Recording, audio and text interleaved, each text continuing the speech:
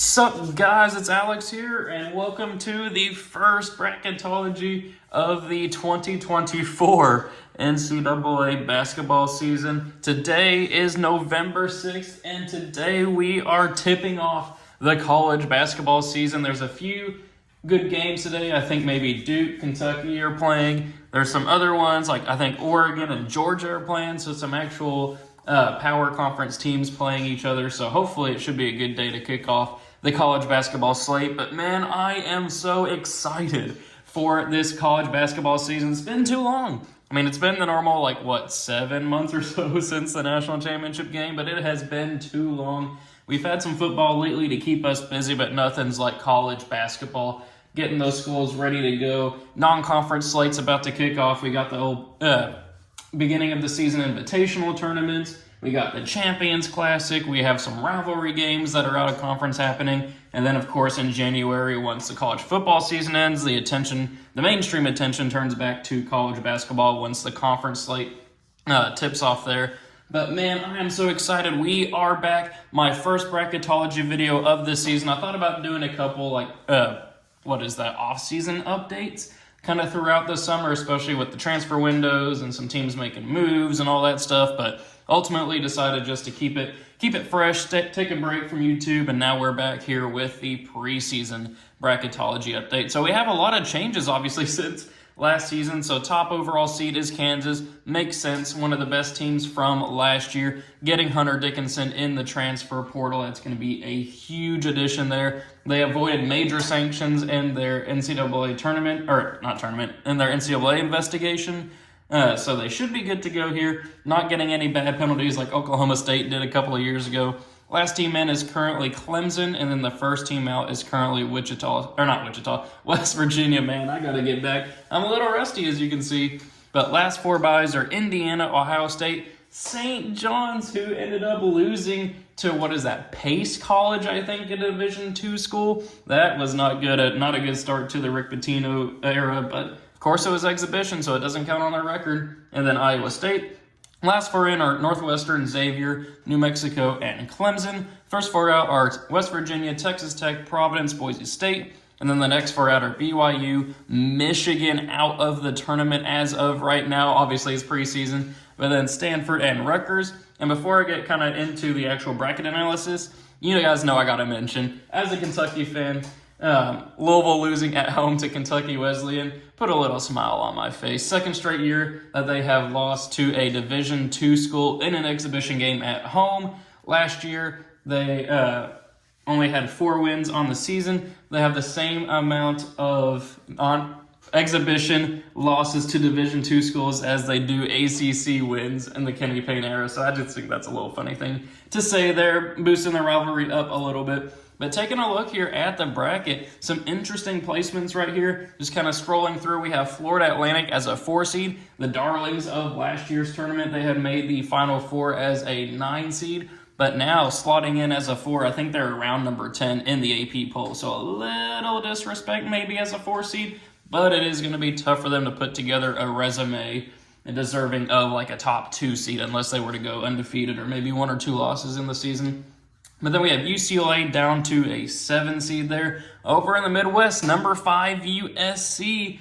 That's going to be a team that's going to garner a lot of national attention. They have Bronny James on their team. We'll kind of see what happens there, where he'll slot in. But a lot of people are going to be paying attention to that team. Then we got St. John's, the 10 seed right there, as I mentioned.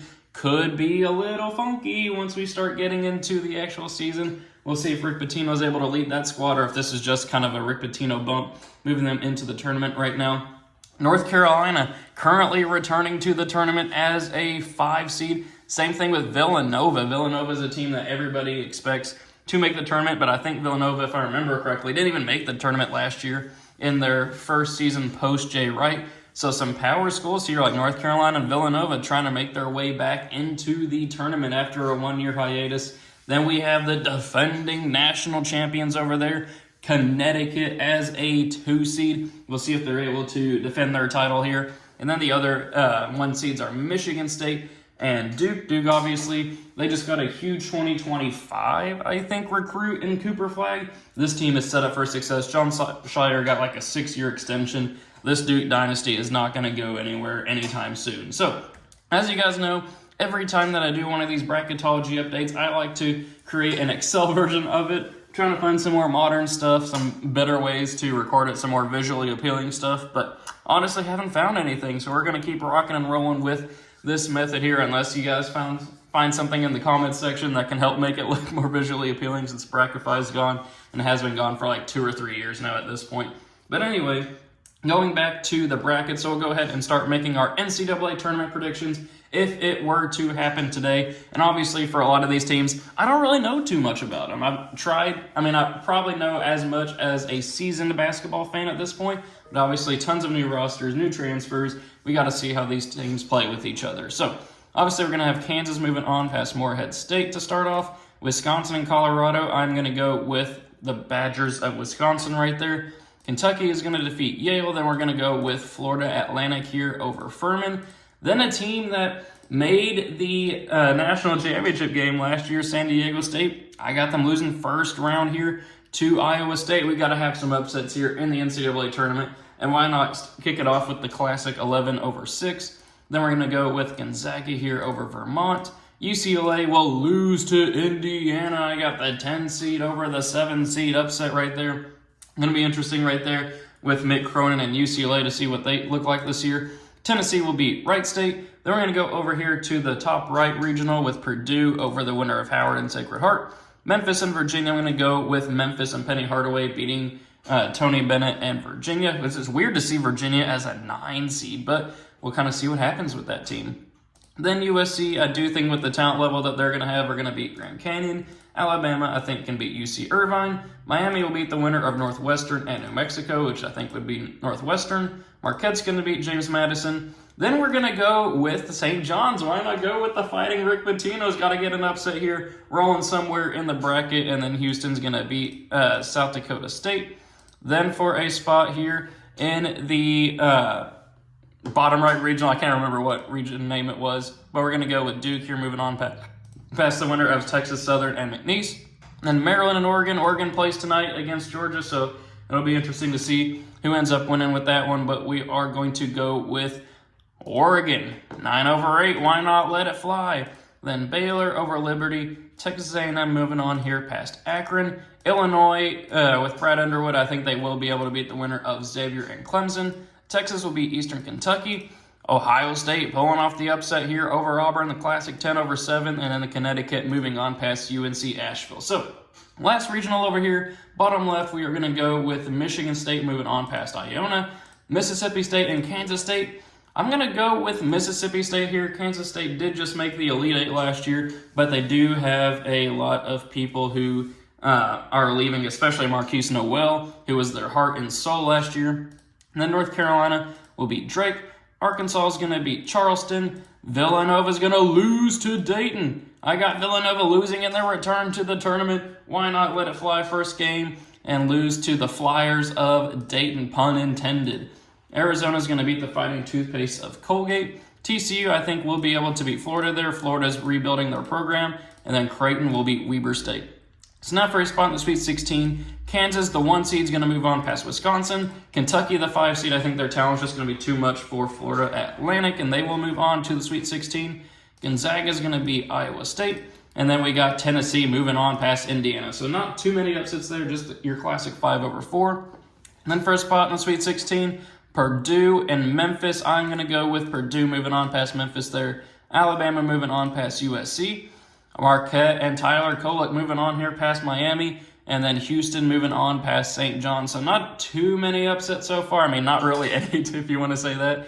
We're going to have Duke moving on past Oregon.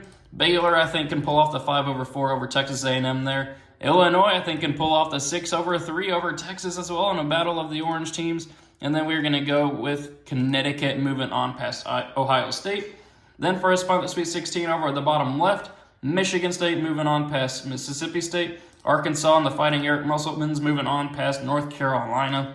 Arizona, the 3 seed, moving on past Dayton. And then Creighton moving on past TCU. So a lot of big-name schools here moving on to the Sweet 16. Not a ton of upsets, but maybe we'll see some upsets here as we move on to the Elite Eight. But we're going to go with Kansas beating Kentucky. As much as I want to pick my Kentucky Wildcats, you can't pick them at this point to beat Kansas. Then we're going to go with Gonzaga moving on here past Tennessee in a 3-2 slight upset.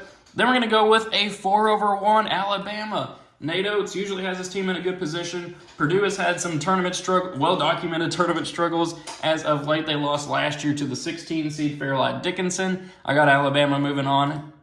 In addition to Marquette, another upset here. So we have a 4 and a 3 over there in the top right regional. Duke will move on past Baylor, though, and then Connecticut's going to move on past Illinois. Then over here in the bottom left, we are going to go with Arkansas, pulling off the 4-1 upset over Tom Izzo and Michigan State. 2 1 seeds falling in the Sweet 16. And then we're going to go with Creighton here, moving on past Arizona. So now we have our Elite 8. Time to make our Final Four. Up first, we got Kansas moving on past Gonzaga. Then Marquette and Alabama. Who do I want to pick to move on there? I'm going to go with the Golden Eagles of Marquette. I think this team is battle-tested. They'll be in a good spot to advance to the Final Four. Then we're going to go with Duke here, moving on past Connecticut. And then I'm going to go with Creighton here, moving on past Arkansas. Could definitely see Arkansas moving on to the Final Four. But I think Creighton last year, the heartbreaking loss in the Elite 8 to San Diego State, I think they're ready to go for another run here, right their wrongs, and move on to the Final Four this year. So we have 1 seed Kansas, 1 seed Duke, 3 seed Marquette, and then what is Creighton? I think a 2 seed. Yeah, Creighton's a 2 seed in the Final Four here. So up first we got Kansas and Creighton. I am going to go with Kansas. I mean, they're just looking too good at this point. And I'm also going to go with Duke beating Marquette 1v1 here in the national championship game. So a lot of chalk is holding, but I do think that these two teams are probably the best 2 teams in college basketball at the moment. Kansas and Duke. I'm going to go with the Blue Devils with John Shire. I think this team is going to be well coached. They got one of the best players in the nation, Kyle Filipowski, coming back. I think it's going to be a very interesting matchup there with Hunter Dickinson down low. But I'm just going to go with the athleticism of Duke and this. I think that's what I'm going to go with right now. Blue Bloods here in the national championship game. I got Duke winning the national championship, as much as it pains me as a Kentucky fan. So thank you guys for watching. Really hope you enjoyed it. Thanks for watching. If you're watching this very first Bracketology video, these normally don't get too many views up until like January and February kickoff, but I appreciate you guys tuning in. Thank you guys for watching. Hope you enjoyed it, and I will see you all later.